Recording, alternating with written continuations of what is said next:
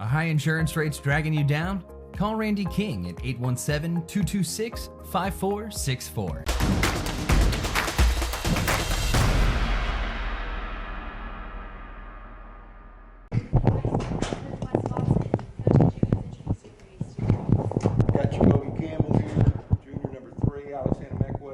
Senior number 14, Jacoby Walter down there at the end, number 4, junior.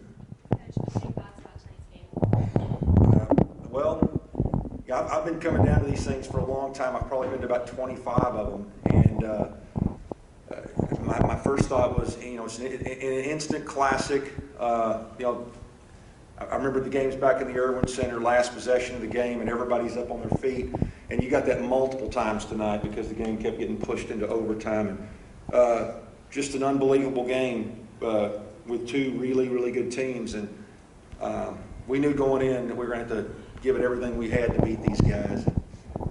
That's a tremendous program. We have enormous respect for them. Coach Lucero's an unbelievable coach. His kids are terrific. They have great culture down there. That's a program that we look up to. So to get a good win like this tonight against a team like that, it's huge. Obviously, it's the biggest win for our school's history to this point. So we're thrilled. Questions? Coach, who on the bench caught the jersey thing for Westlake? Who let you know about the book? Was it just the score table? The score table caught that. Okay.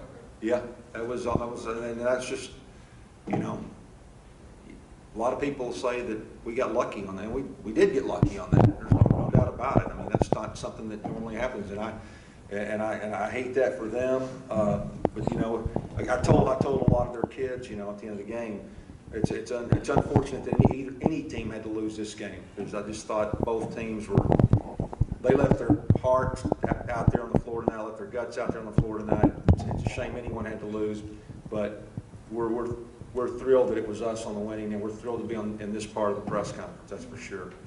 Coach, I believe you said after the Richardson game that you will curl up in the field position once Alex graduates. Where are we at with that now after? We're still there, and I don't think I've told Alex that specifically. I think Alex knows.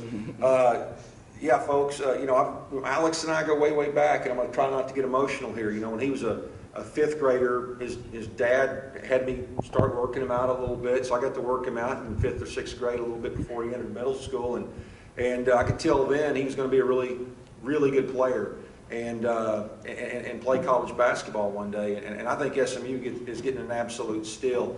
And I have mentioned on several occasions that when he plays his final game here, I will curl up in the fetal position and be in a deep, deep grieving process, and people probably want to do a few wellness checks on me when he's done. But hopefully we're both crying tears of joy tomorrow night.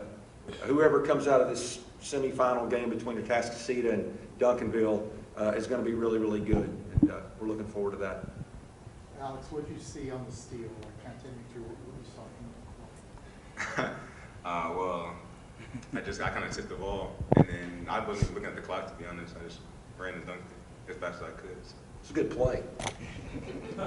Just like we drew it up.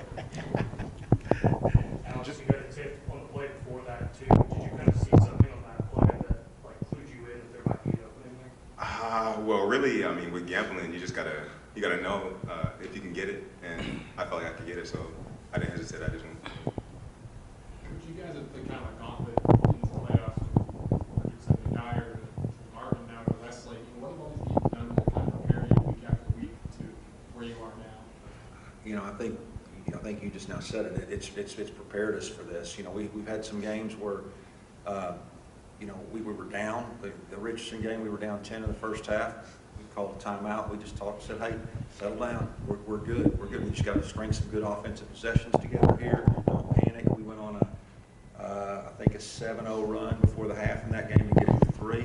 And then it was kind of back and forth in the second half. And then, people were talking about where you could have a letdown because you got to turn around 2 days later and play North Crowley, and they're huge and physical.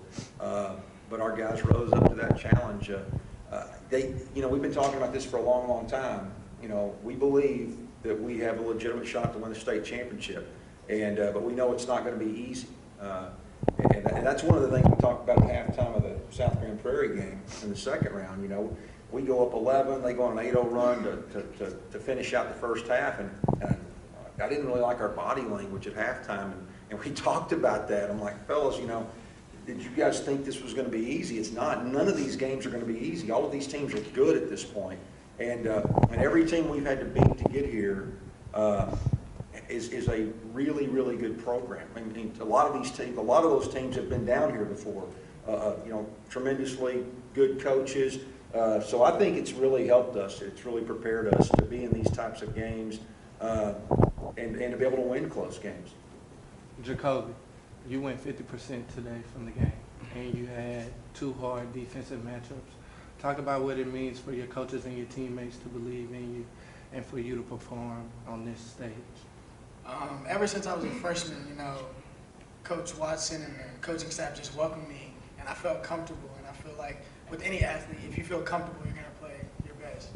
And each year I've just been trying to get better and better to reach this point, to play in the state championship. And my guys believed in me, and I believe in them, so it was easy. Coach, kind of going off of that, it seemed like any time Westlake would go on a pretty big run, you were able to stop them from spiraling. A lot of times Jacoby was able to kind of stop the bleeding there and turn things around. What did you see from him in that regard? Well, I think, you know, when they had a great third quarter against us, I think we were minus 11 maybe at one point in that quarter. And they're a tough team to play from behind against. So, you know, during that timeout, it's just like, fellas, we've got to, you know, get back to doing the things that we've been successful. You know, we built that 9-point lead in the first half by being able to get downhill, get paint touches, move the ball a little bit, make them guard us a little bit longer. And I thought he did a really good job of that. He started getting some shots in the paint. We got them into the bonus, and you know, we were able to get to the free throw line. What's crazy though is we didn't take advantage of that. I mean, we were, and I hate talking about free throws, you know, because it's kind of a big deal. And we were about 79% as a team coming into this game, which is incredible for a high school team, best we've ever had. And I think we were 7-16 tonight. So, but I thought he did a tremendous job getting the ball to the paint, and then we started making better decisions once we got it there, and we were either finishing or we were pitching it and making them guard a little bit longer. And that's what we do. When we do that, we're really, really tough to guard. Coach, you guys shot as a team 100% from the floor in overtime. What do you feel like that says about this group? That's pretty good. That's real good. I think it's just they just weren't willing to go home tonight. You know, like just were not. You know, whatever it took, we were going to figure out a way to win this game. You know, we went to the timeout down 1. You know, with 5 seconds left in the game, and it's their ball, and their win probability is incredible at that point. And but we just told the guys, hey, we're going to win this game. We're going to find a way to win this game. And like I say, we got fortunate with a book error. You know, we got to the free throw line, pushed it into overtime, and you know, we said, hey, this is advantage us. You know, in overtime. You know, Greathouse is an incredible player. He's difficult to guard. He gets downhill. We got him fouled out. You know, and I felt like we could guard them. You know, and here's what's crazy is we guarded McManus really well throughout the night, and he hit 2 unbelievable shots in overtime, the 2 threes he stuck. He doesn't need much space, and I think our guys felt like coming out like, man, what do we got to do to win this game? And we just got to keep chipping away. Got to keep at it and keep being persistent. And I guess we outlasted them. Jacoby, tough shooting night in the beginning. Seemed like you got in the groove in the second half a little bit. Little vindication, having the game-winning bucket. I mean, that's all glory to God, first of all. Put me in that position, you know, and my teammates, they always talk to me through every time out. They're just like, we love you, we love you.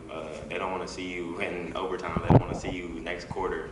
Our coaching, the coaches, they give me a lot of confidence. They believe in me. So when it comes to like me hitting or not making shots, everybody still encouraged me to keep shooting. Second half, when I got in the groove, they said keep shooting, and that just really built up my confidence. And so hitting like any shot, I just really owe it all to my team and coaches.